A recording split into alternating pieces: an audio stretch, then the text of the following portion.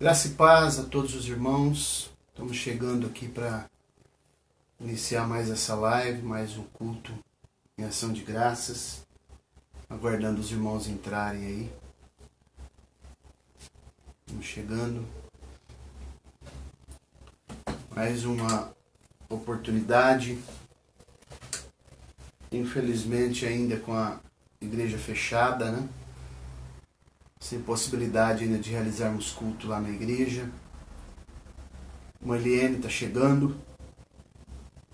Júlio, Andréia. Dê um sinal aí para mim, por favor, se o som e a imagem estão bons. Por gentileza. Estamos aqui mais uma vez na live, em casa, porque ainda não conseguimos autorização para abrir a igreja. Vamos ver essa semana se a gente possa ver a possibilidade de procurar o prefeito mais uma vez, conversar com ele, ver se ele nos autoriza a abrir a igreja. Que já tem cidades aqui da região que estão abrindo a igreja já, como Barretos, por exemplo, né, já está se fazendo cultos lá. Então vamos, se tiver bom som aí, dá um alô aí, Júlio, por favor. Som, a imagem, tá bom? Só dá um ok aí. Okay. Maravilha, vamos orar. Soberano Deus, eterno Pai, queremos te agradecer por esse momento, por essa oportunidade de nos reunirmos aqui, ainda que de modo remoto, mas temos o privilégio de poder te louvar nesse momento, cultuar o teu nome. Agradecemos pelo dia, pela provisão, pela paz, pela saúde, pela tua bondade, pela tua misericórdia, que é a causa de nós nos sermos consumidos. Abençoa-nos nessa noite, recebe os louvores, recebe, Senhor, o culto de cada irmão, de cada local, agora cada igreja que está realizando através de lives, que o Senhor possa ter misericórdia, Senhor, para que em breve possamos estar na tua casa.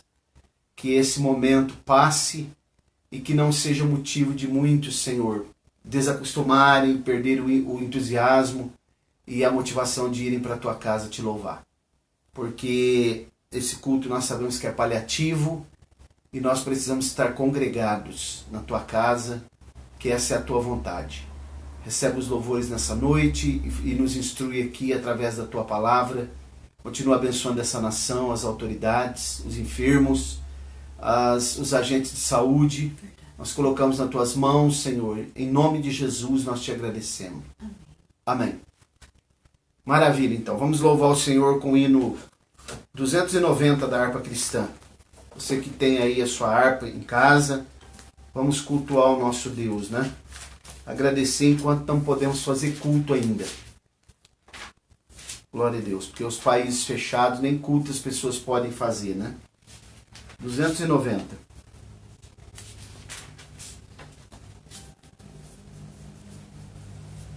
Glória a Deus.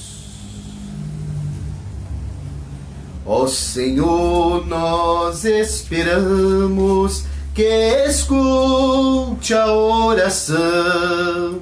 Nós, teus servos, já clamamos com humilde coração. Teu Espírito vem, derrama sobre cada coração. E no crente que a ti clama, vem, confirma a petição. Deixa o fogo do Espírito se nos corações arder. A minha alma santifica, é finito. Vamos voltar aqui, irmãos, que eu errei a estrofe. Estrofe 2. Deixa o fogo do Espírito se nos corações arder, para que tudo que é finito jamais possa se reter. Teu Espírito vem, derrama sobre cada coração. E no crente que a ti clama, vem, confirma a petição. Ó Senhor, me purifica, tira tira o mal que está em mim. A minha alma santifica e me guarda até o fim. Teu Espírito vem derrama sobre cada coração. E no crente que a ti clama, vem confirma a petição. Dá-nos mais da tua graça, enche-nos do teu poder. Do teu templo, ó Deus, se faça a tua voz se perceber. Teu Espírito vem derrama sobre cada coração. E no crente que a ti clama, vem confirma a petição. Dá-nos dons do teu Espírito, faz milagres, ó Senhor, para que tudo que tens dito cumpra ser meu Redentor. Deu-te graças, Rei da Glória, pois ouviste a petição.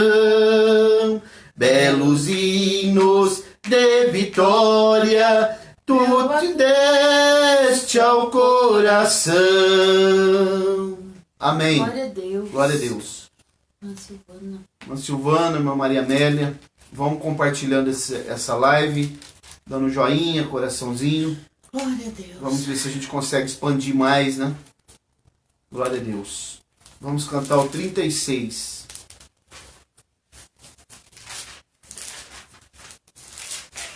Louvado e engrandecido é o nome do Senhor. Glória a Deus. 36.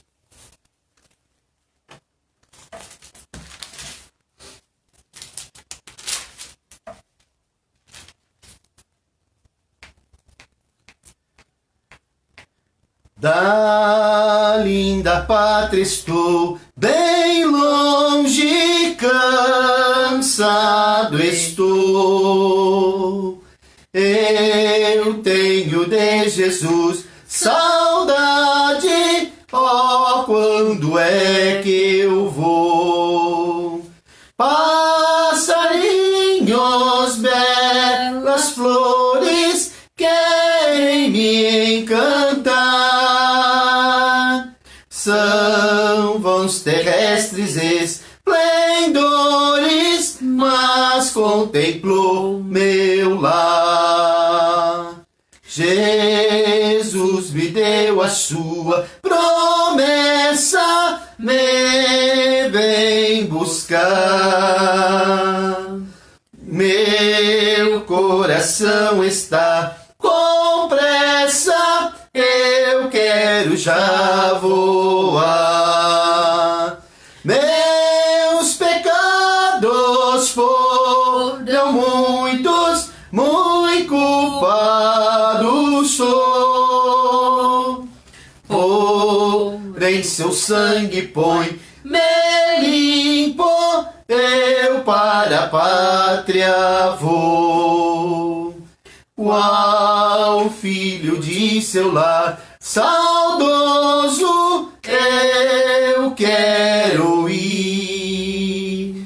Qual passarinho para o ninho, pra os braços seus fugir. É fiel sua vinda é certa, quando eu não sei, mas ele manda estar alerta, do exílio voltarei. Sua vinda aguardo eu, cantando meu lar no céu.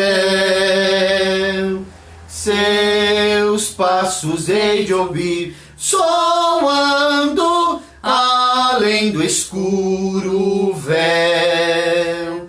Passarinhos, belas flores, querem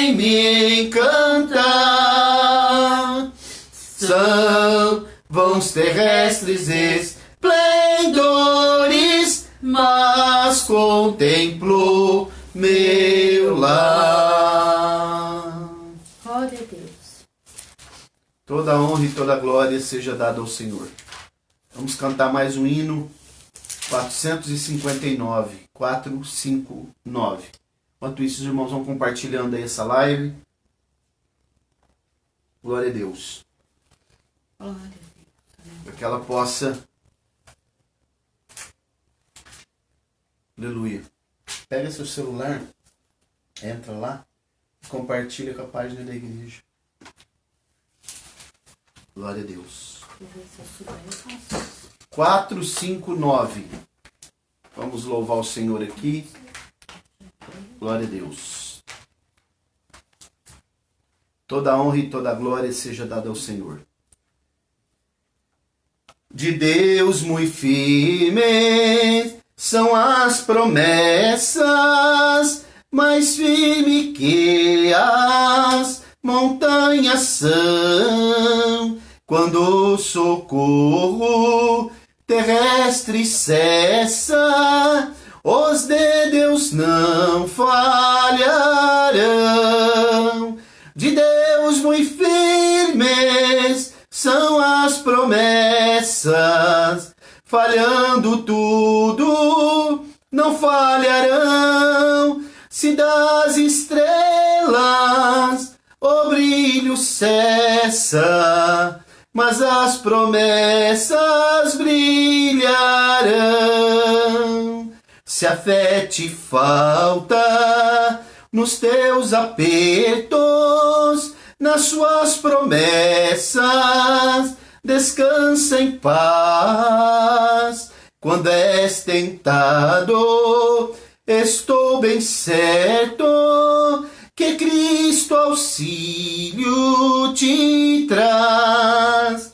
De Deus muito firme são as promessas, falhando tudo, não falharão. Se das estrelas o brilho cessa, mas as promessas brilharão. Se a febre arde, se extingue a vida e quer a morte te arrebatar, nas suas promessas terás guarida bastante pra te abrigar. De Deus muito firmes são as promessas, falhando tudo, não falharão. Se das estrelas o brilho cessa, mas as promessas brilharão. Promessas temos, que ao céu de gozo virá levar-nos o Rei Jesus. Então ao crente, fiel, corajoso, dará coroa de luz. De Deus muito firmes são as promessas, falhando tudo, não falharão. Se das estrelas o brilho cessa, mas as promessas brilharão. Aí, irmã Roberta, pode vir, deu certo aí. Glória a Deus. Quero mandar um alô lá para todas, parabéns, né, para todas as mães nesse dia. Que o Senhor possa abençoar todas as mães e que o nome do Senhor possa ser glorificado sempre e que o Senhor abençoe cada mãe que tem se dedicado, né, na gerência do seu lar. Que Deus possa abençoar as mães e no final estaremos orando depois para cada uma das mães. Deus possa abençoar. Abriu lá, conseguiu, né? Sim. Glória a Deus. Pois bem, irmãos, nós vamos ouvir aqui a irmã Roberta, ela vai dar uma saudação nesse momento. vai cumprimentar as mães também. Em nome da irmã Roberta, eu deixo meu abraço a todas as mães. Saúdo a todos os irmãos com a paz do Senhor. Também quero cumprimentar a todas as irmãs, as mães. Que o Senhor possa continuar abençoando a cada uma, sustentando. E também que o Senhor possa realizar o desejo do coração das irmãs. Amém? Que o Senhor possa continuar nos sustentando. E que possamos ser mulheres espelhos para nossas filhas e filhos. E que o Senhor continue nos dando graça, que o Senhor possa continuar nos ajudando nesses dias difíceis, mas nós sabemos que Ele está conosco. E se o Senhor está conosco, tudo vai bem, né? Temos sempre orado, pedido, intercedido a favor da igreja e também a favor dos nossos filhos, que esse é o nosso papel, de interceder pelos nossos lares. Irmãos, vamos permanecer firmes e constantes, porque nós sabemos que o Senhor Jesus está às portas, Ele está muito perto para buscar a sua igreja. Então nós precisamos estar atentos, aguardando este momento. Tudo nos mostra que Cristo já volta. Os dias a cada dia está se tornando mais difícil para nós atravessarmos. Às vezes a depressão, o desânimo, né, de nós não podermos sair, não podermos estar com a igreja aberta, tenta nos abater, né, a tristeza. Mas nós sabemos que isso vai passar e que tudo isso passando, se o Senhor ainda não voltar nesse meio tempo, que nós possamos estar na casa do Senhor, louvando o nome dEle, aprendendo mais da tua palavra. Porque somente a palavra do Senhor é que tem nos sustentado nesses dias difíceis, né? Então, que permanecemos firmes, aguardando esse momento que nós sabemos. Jesus, Ele prometeu, e as promessas que Ele fez a cada dia vem se cumprindo. E essa também, com certeza, se cumprirá. Deus abençoe os irmãos. Amém. Amém, graças a Deus. Deus abençoe o Denis, Roberto, Jacinto, lá da cidade de Acri, né? Uma das igrejas que eu pastoreei. Roldão, Deus abençoe. E vamos cantar aqui um corinho, depois nós estaremos fazendo uma reflexão aqui na palavra de Deus. Amém. Algemado por um peso, ó, quão triste eu andei, até sentir as mãos de Cristo. Não sou mais como era, eu sei. Tocou-me, Jesus tocou-me, de paz Ele encheu meu coração. Quando o Senhor Jesus me tocou, livrou-me da escuridão. Desde que encontrei a Cristo e senti seu terno amor, tenho achado paz e vida, para sempre cantarei em seu louvor. Tocou-me, Jesus tocou-me, de paz Ele encheu meu coração.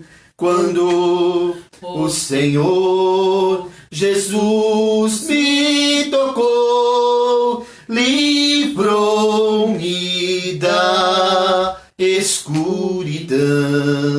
Glória a Deus. Graças a Deus. Toda a honra e toda a glória seja dada ao Senhor. Quero meditar com os irmãos aqui, vou ser bem sucinto. Se você que tem um exemplar da Bíblia Sagrada aí, você pode abrir comigo no livro dos Atos dos Apóstolos, Glória a Deus. no capítulo 15. Livro dos Atos dos Apóstolos, capítulo 15. Glória a Deus. Texto bem conhecido, diz assim: a santa, bendita e eterna palavra de Deus. E descendo certos homens da Judéia ensinavam aos irmãos e diziam: a menos que sejais circuncidados, conforme o método de Moisés, não podeis ser salvos. Portanto, tendo Paulo e Barnabé uma não pequena discussão e contenda com eles, determinaram que Paulo, Barnabé e alguns dentre eles subissem aos apóstolos e anciãos, a palavra ancião aqui ela se refere a presbíteros, de Jerusalém, para tratar a respeito daquela questão. E eles, providos para o caminho, pela igreja, passaram pela Fenícia e por Samaria, declarando a conversão dos gentios, e eles causavam muita alegria e a todos os irmãos. E chegando a Jerusalém, eles foram recebidos pela igreja e pelos apóstolos e anciãos. Eles declararam todas as coisas que Deus tinha feito com eles. Mas levantaram-se alguns da seita dos fariseus, que haviam crido, dizendo que era necessário circuncidá-los e ordená-los a guardarem a lei de Moisés. E os apóstolos e os anciãos se reuniram para considerar este assunto. E havendo muita discussão, Pedro levantou-se e disse-lhes: homens e irmãos, vós sabeis que há um bom tempo Deus me escolheu dentre vós, para que por meio da minha boca os gentios ouvissem a palavra do evangelho e crescem. E Deus, que conhece os corações, lhes deu testemunho, dando-lhes o Espírito Santo, assim como ele fez a nós. Versículo 12. Então toda a multidão permaneceu em silêncio, ouvindo Barnabé e Paulo, que declaravam os milagres e maravilhas que Deus havia feito entre os gentios, por meio deles. E após terem feito silêncio, Tiago respondeu dizendo: homens e irmãos, ouvi-me. Simão declarou como Deus primeiro visitou os gentios para tomar deles um povo para o seu nome.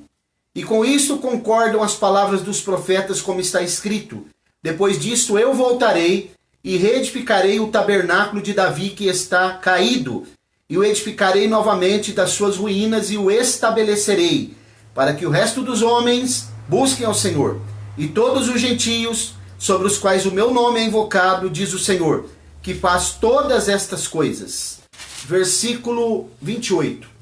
Porque pareceu bem ao Espírito Santo e a nós não vos impor carga alguma, exceto estas coisas necessárias, que vos abstenhais de alimentos oferecidos aos ídolos, e do sangue, e das coisas sufocadas ou estranguladas, e da fornicação. Resguardando-vos dos mesmos, fareis bens, que passe bem. Glória a Deus. Maravilha.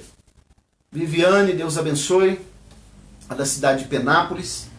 Acabamos de ler uma palavra aqui muito conhecida, irmãos. Essa palavra foi escrita por Lucas, que é, ao contrário do que muitos pensam, o maior escritor do Novo Testamento. Lucas é o maior escritor, ele chama o livro dos Atos dos Apóstolos, no primeiro capítulo, de segundo tratado, que ele escreve a um erudito, ou talvez ninguém sabe quem é, provavelmente um nobre, ou quem sabe um personagem literário, que ele chama de Teófilo. Ó excelente Teófilo, porque ele chama de segundo tratado, haja vista o primeiro tratado ser o evangelho que ele escreveu, Lucas não era judeu, era grego, servo, moço do apóstolo Paulo, mas ao contrário do que muitos pensam, não é Paulo, em quantidade escriturística eu estou falando, o maior escritor do Novo Testamento, mas sim Lucas, quando nós comparamos os escritos dele, tanto no Evangelho como nos Atos dos Apóstolos, nós percebemos que vai suplantar os escritos do apóstolo Paulo, não obstante Paulo ter escrito 13 cartas, Pois bem, o texto que nós ora lemos, ele está narrando aqui, até porque o livro dos Atos dos Apóstolos é o único livro histórico do Novo Testamento. E aqui, alguns teólogos antigos, pais da igreja, chamavam esse livro de Atos do Espírito Santo, O que Lucas está narrando é o primeiro concílio convencional realizado pela igreja na cidade de Jerusalém, até porque as outras igrejas, elas respondiam para a igreja que estava em Jerusalém, que tinha Tiago, o meio-irmão de Jesus, como líder. e essa igreja é como se fosse um campo, né? E ela fosse a sede. O que está acontecendo aqui, irmãos, em toda essa narrativa que nós lemos, para entender isso daqui nós precisamos conhecer o pano de fundo histórico, é que Paulo ele já havia feito a sua primeira viagem missionária. Era necessário fazer a segunda. Entretanto, para que se fizesse a segunda viagem missionária, e eu justamente estou lendo esse texto hoje, porque hoje nós estaremos realizando um culto de missões, né? Missões está no coração de Deus, e por isso que eu pedi para os irmãos guardarem a oferta desse culto, porque os irmãos sabem que nós temos compromisso com essa oferta para enviar para o missionário, que nós enviamos uma pequena oferta para ele lá em Minas Gerais, pequena para nós, mas para ele é uma oferta grande. Então, irmãos, o que precisava se fazer para que a segunda viagem de Paulo acontecesse é que a teologia, a doutrina que estava sendo ensinada, ela fosse ajustada. Como assim? Porque estava acontecendo que alguns homens, principalmente alguns dos fariseus, né, que era uma seita dos dias de Jesus, composta por eruditos, por intérpretes da lei, eles creram no evangelho, eles creram na pregação, são chamados prosélitos, né? Eles se converteram ao cristianismo. Entretanto, eles queriam que os gentios que chegassem e se convertessem, que estavam chegando naquele momento, né, e aderindo ao evangelho, ou se convertendo ao evangelho, que eles também cumprissem, pelo menos no mínimo, a circuncisão. Porque eles entendiam, isso é chamado dentro da teologia de galacianismo, né? Eles entendiam que a fé em Jesus, a graça de Deus, não era suficiente para que as pessoas fossem salvas. Precisava também que se praticasse elementos da lei. E nós vemos aqui no versículo 1 que diz aqui, ó, ao menos que sejais circuncidado, conforme o método de Moisés, para que, senão não podeis ser salvos. Quer dizer, eles estavam colocando aqui a circuncisão, que na verdade é o símbolo, né? É o sinal da aliança de Deus com Abraão, a circuncisão, e nada tem a ver com a igreja contemporânea, com o cristianismo, porque a Bíblia diz, tem no sentido espiritual, né? Mas a Bíblia diz que agora a circuncisão no Novo Testamento, ela é feita nos corações. Aquela marca que era feita no prepúcio dos homens, dos israelitas, dos hebreus, agora é feita no coração, né? O que é a circuncisão? É tirar a parte do prepúcio, né? E no coração é a gente tirar o véu que faz a separação entre nós e Deus. Por isso que tem pessoas que são incircuncisos de coração, porque ele não abre o coração para que a palavra do evangelho possa achar guarida. Então aqui existe uma grande problemática. Os irmãos pensam que é só a igreja de hoje que tem problemas, que tem debates, que tem apologistas, que tem apologética cristã. Não, aqui já existia. Então foi levantada essa questão e chegando em Jerusalém, logo foi comunicada ao apóstolo Tiago, né, para que se fizesse um concílio convencional. É aqui que inicia a organização da igreja. Tem pessoas que dizem, para que placa de igreja? Para que CNPJ? Porque a organização da igreja começa aqui. E aqui eles se reuniram, não só os apóstolos, mas os anciãos, que são os presbíteros, para que eles pudessem tratar esse assunto. Tratando esse assunto e havendo uma discussão muito acirrada, a Bíblia diz que eles aprofundaram bastante, no versículo 7, muita discussão. Pedro então vai dar um testemunho muito importante, né, do contato que ele teve com os gentios, quando Deus deu uma visão para ele de um lençol, né, um lençol que tinha animais considerados imundos, impuros para se comer. Deus não queria que ele comesse nada impuro. Deus estava mostrando para ele que os gentios não eram sui generis na questão da salvação, que os judeus não eram detentores da salvação, mas que os gentios também poderiam ser salvos. Tanto é que eles recebem o Espírito Santo, o batismo no Espírito Santo. Pedro dá esse testemunho, né? E, enfim, depois Paulo e Barnabé também vai trazer o seu parecer a partir do versículo 12, né? Barnabé e Paulo, declarando os milagres e maravilhas que Deus havia feito entre os gentios. E depois que eles fizeram essas declarações, é como se fosse aqui uma convenção teológica, né? Um debate teológico. que houve aqui, uma conferência teológica. Então agora se fez silêncio para que o líder máximo da igreja pudesse falar. Quando Pedro, Barnabé e Paulo dão seus pareceres, Tiago então agora ele vai entrar em cena. E é aqui que eu quero falar com os irmãos sobre o que Tiago vai falar, que é extensivo para todos nós, né? Para a igreja contemporânea, não só para aquela igreja daqueles dias, mas para todos os salvos de todos os tempos. Então, Tiago vai dizer assim: homens, irmãos, ouvi-me. Simão declarou como Deus, a partir do versículo 14. Primeiro visitou os gentios para tomar deles um povo para o seu nome. Olha o que Tiago vai fazer aqui, irmãos. Ele vai trazer uma revelação aqui muito importante. Que muitas pessoas lêem esse texto, mas não percebem. O que Tiago vai fazer aqui agora, ele vai citar o capítulo 9, a partir do versículo 11, do livro do profeta Amós. Quando ele diz assim, ó, no versículo 15, ele diz: e com isto concordam as palavras dos profetas. Antigo Testamento, como está escrito, né? Isso aqui dentro do contexto judaico, e isso é chamado de haftará, né? Quando eles fazem um paralelo de uma porção da lei ou do Novo Testamento, que eles chamam Brit Hadashah, Nova Aliança, quando eles fazem um paralelo com os profetas. É uma haftará que Tiago está fazendo aqui. E o que ele diz? Então ele diz assim, ó, versículo 16. Depois disso eu voltarei, citando agora o capítulo 9 de Amós, e reedificarei. O que é reedificar? É reconstruir alguma coisa que já esteve construído, mas caiu. Reedificarei o tabernáculo de Davi que está caído, e edificarei novamente as suas ruínas e o restabelecerei, para que o resto dos homens,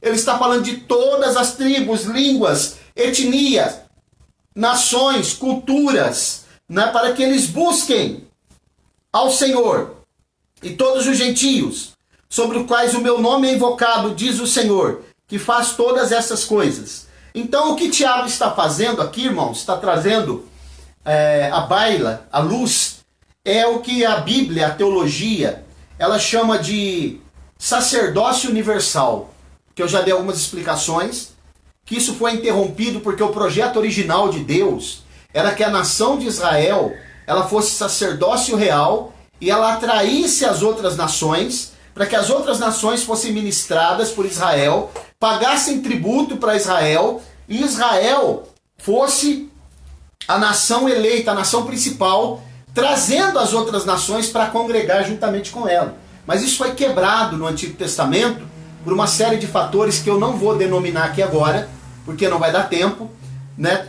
Precisaria muito mais tempo para eu poder pontuar cada uma dessas coisas. Isso também envolve questões relacionadas com aqueles espias que foram enviados lá para terra de Canaã, né? Quando eles foram espiar a terra e toda aquela problemática que eles trouxeram de volta, com exceção de Josué e Caleb. Isso aqui envolve também momentos em que eles profanaram a Deus, entraram em problemas de fornicação, né, com as mulheres moabitas. Então eles perderam. Esse sacerdócio universal ele foi dissolvido. E somente Israel aderiu, as 12 tribos, aderiu a esse sacerdócio. O que Tiago está falando quando ele diz que haverá dias que Deus reedificaria o tabernáculo de Davi, ele está falando do milênio, quando a nova Jerusalém descerá e ficará sobre o monte Sião, né? Lançando luz aqui, uma luz muito mais forte do que o sol. E então a tenda de Davi, o templo de Davi será reconstruído, que é o templo do milênio. Jesus estará nesse templo reinando e Israel voltará novamente a ministrar sobre as nações. A casa de Zadok, né? A casa de Zadok, que é descendente de Finéias, descendente de Arão, mas da linhagem de Finéias. Esse homem chamado Zadok estará ministrando ali. Todas as nações deverão pagar tributo ao Senhor. Deverão ir uma vez por ano o representante das nações em Jerusalém para poder adorar o Senhor Jesus, que estará lá no trono em Jerusalém, no trono de Davi, no Monte Sião, e a igreja na Nova Jerusalém. Por isso que o texto está dizendo que todos os homens estarão, os gentios, sobre os quais o meu nome é invocado, diz o Senhor. Todos os homens busquem o Senhor durante o período do milênio. Isso aqui que é o restabelecimento ou a retificação do tabernáculo de Davi. Isto posto, quero mostrar agora aqui, depois que Tiago dá esse parecer, ele faz uma construção muito sólida, eles tomam a decisão nesse concílio do que eles deveriam estabelecer, promulgar como mandamentos. Nada de circuncisão, nada de lei, né? Nada de se cumprir elementos cerimoniais da lei. Bastava crer em Jesus. Mas ele vai colocar 4 mandamentos aqui que é extensivo para a igreja de hoje, nós precisamos cumprir. Os irmãos sabem que depois desse concílio aqui, cartas são levadas em cada uma das congregações, fixadas lá no mural, promulgadas, para que o mesmo parecer da igreja sede fosse aplicado nas congregações. Então, olha a organização. Paulo, depois desse concílio, ele escreve a sua primeira carta, a carta aos Gálatas, né, justamente para que pudesse coibir. Se você ler a carta aos Gálatas, você vai ver que Paulo está a todo momento, ele está coibindo, refutando o galacianismo, que diz que você precisa, sim, né, de crer em Jesus, mas também precisa cumprir elementos da lei, para que possa ser salvo. Que é exatamente aquilo que os adventistas fazem hoje, né? Mas observe, versículo 28. Porque pareceu bem ao Espírito Santo, isso aqui me chama a atenção. Nunca podemos tomar decisão nenhuma na igreja sem consultar o Espírito Santo, porque ele é o dono da igreja. Inclusive no capítulo 13, aqui, quando Barnabé e Saulo são separados para a obra missionária, para o ministério, é o Espírito Santo, pareceu bem ao Espírito Santo e também a nós. Separar Saulo e Barnabé e Saulo para a obra, para o ministério. Então aqui, irmãos, é o Espírito Santo que é o Senhor. Ele é que é o dono da igreja. É o Espírito Santo que dirige a igreja. É o Espírito Santo que tem que revelar a palavra. O Espírito Santo que tem que separar obreiros para serem consagrados. O que nós vemos aqui hoje, nos dias odiernos, é pastores consagrando obreiros, fazendo as coisas tudo por conveniência, por dinheiro, por política. A obra de Deus é feita pela direção do dono da obra de Deus, o Senhor Jesus. E hoje nós recebemos orientação do Espírito Santo que está com a igreja hoje, esperando o momento de entregá-la nas mãos do Senhor Jesus. Glória a Deus. Ok? Assim como Eliezer, o mordomo de Abraão, entregou Rebeca nas mãos de Isaac, o Espírito Santo entregará a igreja nas mãos do Senhor. Glória a Deus. Pareceu bem ao Espírito Santo e a nós. Não é a nós primeiro. Irmão, vou te dar um conselho aqui, esse é sério. Se o teu pastor faz as coisas sem consultar a Deus, se ele não recebe a orientação do Espírito Santo, se ele não te ensina essa palavra fidedigna, se ele não te ensina essa palavra ipsiliterim, como está escrito aqui, ó, procure uma igreja bíblica, procure uma igreja que te ensine. Se a tua igreja está envolvida com campanhas, com teologia da prosperidade, com essas coisas que apenas massageia o ego do ser humano, causa entretenimento e aglomeração de pessoas, que é o que não está se podendo fazer hoje. Se é uma igreja cheia de pessoas, mas vazia do Espírito Santo e da palavra de Deus, procure uma igreja bíblica, onde você tem um pastor comprometido com as Escrituras, comprometido com o reino de Deus, dirigido pelo Espírito Santo, que faça aquilo na igreja que é mandado e ordenado pelo dono da igreja. Glória a Deus. Observe, 28. Josias Soares, Rose Archioli.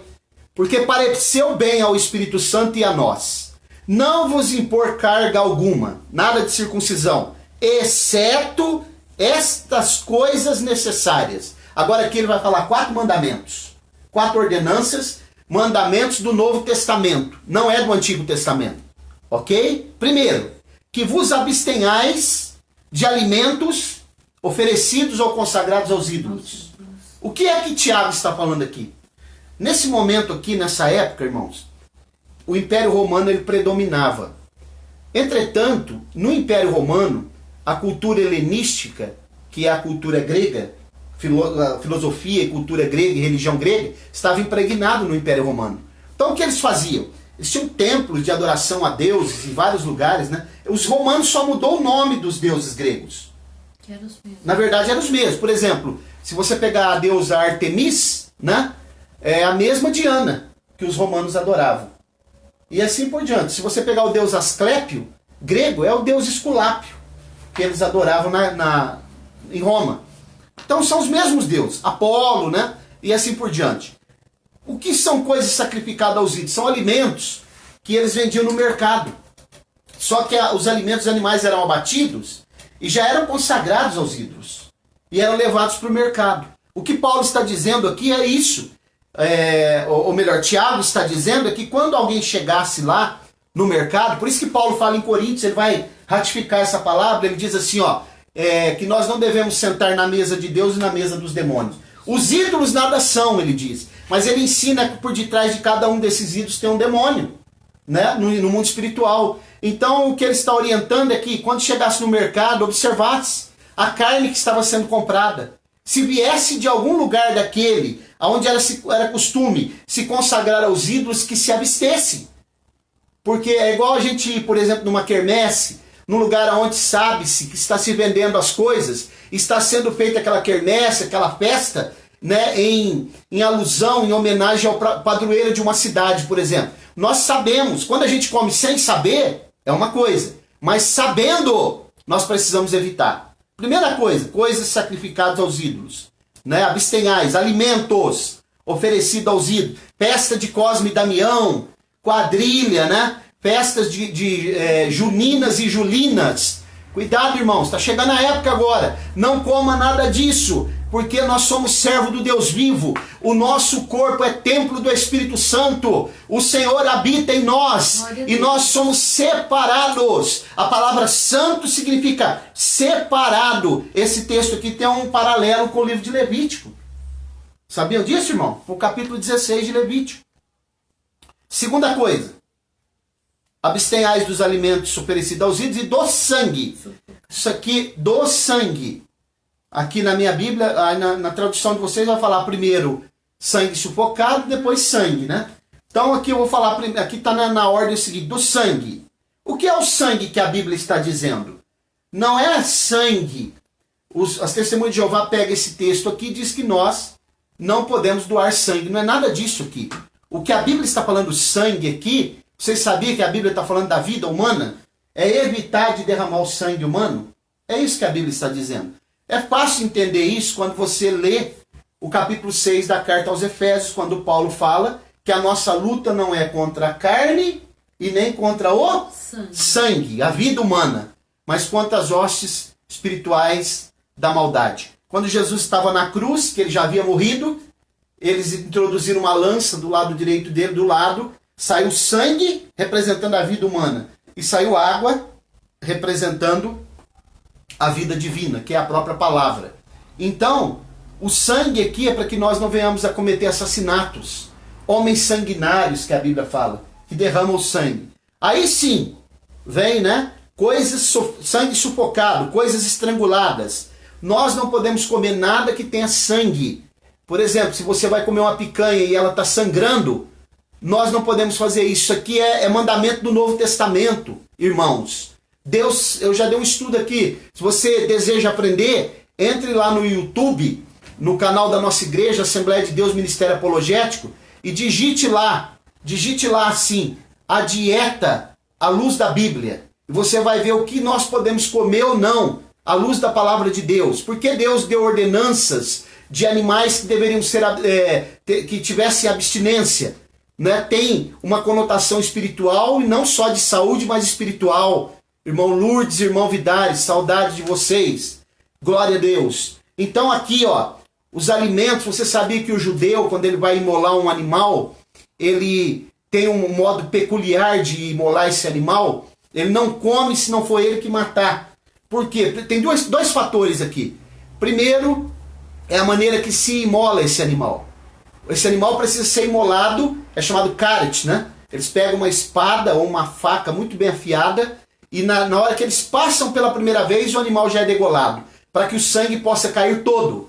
Porque na medida que o sangue vai saindo, as toxinas vão saindo junto. Segundo fator é que eles matam o animal o mais rápido possível, sem crueldade. Porque quanto mais crueldade você executar no momento de matar um animal, com ferramenta, faca, cega. Quanto mais você ficar ferindo o animal, mais ele vai liberando toxinas na carne, mais ele libera adrenalina e toxinas até cancerígenas. Porque na medida que ele vai ficando naquela agonia para morrer, ele vai liberando toxinas de defesa. E isso contamina a carne, contamina principalmente as entranhas, fígado, rim, né, que é onde é metabolizado as toxinas. Deus, na sua presciência, na sua grande sabedoria infinita, né, Ele nos dá todas as coisas no seu devido lugar, para que nós possamos ser saudáveis, para que nós possamos ter vida e vida com abundância, para que nós possamos adorá-lo na beleza da sua santidade, ter uma vida reta, santa e justa diante do nosso Deus. Concílio de Jerusalém é para a igreja dos dias contemporâneos. Eu estive numa igreja lá no Paraná, em Curitiba, ministrando lá 3 dias, uma grande igreja, muitos empresários, e os irmãos lá gostam muito de churrasco, né? Já saí dali, já levava a gente para a churrascaria.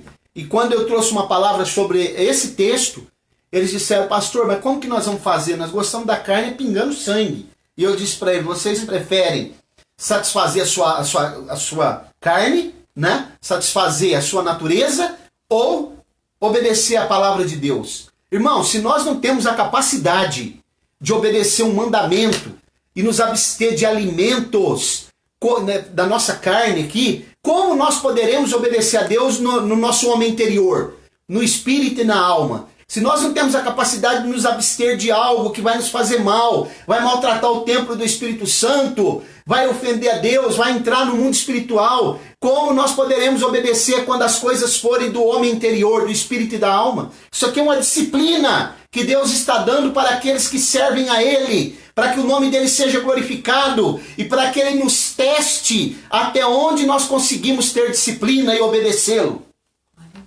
Glória a Deus. Da fornicação. 4º mandamento, né? Da fornicação. A palavra fornicação aqui, ela está relacionada com prostituição. Nós sabemos que fornicação é o relacionamento de pessoas solteiras. Relacionamento sexual de pessoas solteiras. Mas aqui o texto ele é mais abrangente. Ele fala de prostituição. Quando alguém deita com a prostituta, né? Um homem deita com a prostituta, ele tem uma conjunção carnal com ela, ele está se tornando uma só carne com ela. Quando alguém tem relacionamento sem o vínculo e compromisso do casamento, ele está fornicando. E essa fornicação, ela é grave, ela traz influência no mundo espiritual. Eu já dei também um estudo aqui na igreja sobre encontro de casais que eu ministro por aí afora, sobre o que significa esse momento, né, da pessoa se tornar uma só carne. Tem pacto de sangue, isso é sério, né? Inclusive, irmãos, questões sobre o ímen também da mulher, eu já falei sobre isso. O que significa isso? Por que a mulher deve se guardar? Não deve haver relacionamento sexual antes do casamento. Também, irmãos, sobre há um certo pensador que ele diz assim, que o adultério ele transforma um rio de águas cristalinas em esgoto. Isso aqui abrange questões do adultério também, né? A relação extraconjugal. Isso aqui é para nós, isso não é falado mais hoje nas igrejas, porque o politicamente correto ele está em ação, em atividade, em evidência. Mas nessa noite, quem tem ouvidos para ouvir, ouça. Coloque essa palavra em prática, dê ouvidos a essa palavra, coloque ela no teu coração, abra o teu coração nessa noite, para que o nome do Senhor seja glorificado. Preserve o teu casamento, preserve a fidelidade com a tua esposa e com o teu marido, seja fiel, porque Deus, ele olha para a fidelidade e ele afere a fidelidade do coração do homem. Como está o teu coração aí nessa noite? Quando uma pessoa ela tem um relacionamento extraconjugal, que não é com a esposa dele ou com o marido dela, ele realmente está se tornando uma só carne com alguém que não está autorizado. Você sabe o que é um vaso de alabastro? O vaso de alabastro, ele era um vaso de mármore azul translúcido, né? Que é aquele vaso que a Bíblia diz que Maria pegou um unguento de nardo e ungiu os pés de Jesus. Esse vaso de nardo, esse vaso de um mármore muito raro, só era encontrado nas cordilheiras do Himalaia. entre a Índia, perto da Índia, do Paquistão ali. E toda moça solteira nos tempos bíblicos, no contexto oriental, ela tinha um vaso de alabastro. Porque esse vaso ele não tinha tampa. Ele tinha dentro dele um perfume, né, que elas guardavam para se perfumar, geralmente na noite de núpcias. E ele não tinha, ele só gotejava o perfume que ficava dentro. Então, algumas moças, quando chegava a noite de núpcias, às vezes ela quebrava a tampa daquele vaso. Isso tipifica o ímen da mulher, da moça, que tem que se guardar pura para o seu marido, né, imaculada, porque também representa o que Paulo fala em Efésios capítulo 5, né, que a igreja, o marido deve amar a sua esposa como Cristo amou a igreja. Então, irmãos, é sério. Preserve o teu casamento. Se você está noivo, se guarde até o dia do teu casamento, porque isso traz influências ruins depois, negativas, problemas, dificuldades, percalços, porque o sexo ele só pode ser praticado com o vínculo e o compromisso do casamento. A palavra casamento, né? Matrimônio vem de matris, mãe, né? E a palavra casamento significa ser recebido em casa. É como Jesus receberá a noiva e ela se tornará esposa na Nova Jerusalém. O marido recebe a sua noiva em casa. Casamento, ser recebida em casa, porque ela já está desposada, né? A noiva ela já está noiva, desposada, apenas desposada, ela não é esposa ainda. Ela só está esperando o momento dela ser recebida em casa, casamento, e se tornar a esposa. Então, guarde essa palavra no coração. Isso aqui foi estabelecido e promulgado para a igreja de Jerusalém, né? Primeiro concílio convencional da igreja, e é extensivo para nós. Quem tem ouvidos para ouvir, ouça. Que essa palavra possa achar guarida no nosso coração e produzir frutos na nossa caminhada, para que o nome do Senhor seja glorificado e nós possamos cumprir o que está em Mateus 5,16. Assim brilhe também a vossa luz diante dos homens, para que vejam as vossas boas obras e glorifiquem o vosso Pai que está no céu. Glória a Deus. Luciana Martins, Deus abençoe. Nós vamos orar nesse momento. Se você deseja, ore juntamente conosco. Quem tem ouvidos para ouvir, ouça. Ora, irmã Roberta.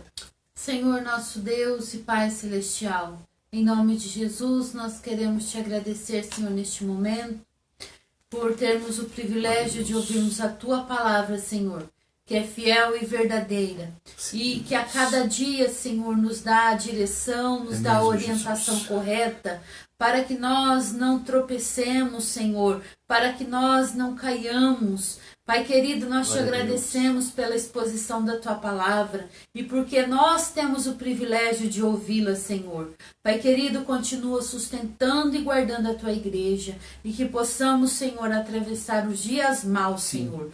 Mas não perder a esperança que Tu és o Deus verdadeiro e que está no controle de tudo. Abençoa e guarda, Senhor, a cada família representada, Senhor, que está assistindo, Senhor, este vídeo. A cada irmão, a cada irmã, Senhor. Também a cada mãe, Senhor, continua sustentando. Sustenta minha mãe também, Senhor.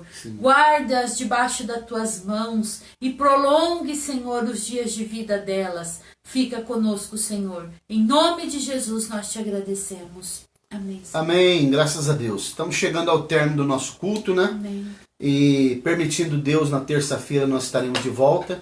Amém. E quem sabe já com a igreja aberta, né? Entretanto, se a igreja estiver aberta, a gente sempre transmite pelo menos a pregação. Amém. E se você pode, entre lá no nosso canal no YouTube, Assembleia de Deus Ministério Apologético. Se inscreva lá, é só clicar lá no vermelhinho. E compartilhe essa live para que nós possamos expandir, né? E nós precisamos alcançar um número maior de inscritos lá no canal. Nós estamos com poucos ainda, né? 200 e pouco. O objetivo é chegar pelo menos a 1000. Deus abençoe todos que participaram. Amém. Fiquem na paz do Senhor e até uma próxima eventual oportunidade. Estenda as mãos. Que a graça de nosso Senhor e Salvador Jesus Cristo, o amor de Deus, a comunhão e as doces consolações do Espírito Santo sejam com todos, desde agora e para sempre. Todos digam amém. Vou ficando por aqui. Fiquem na paz do Senhor e até uma próxima eventual oportunidade, se Ele permitir. Tchau, tchau.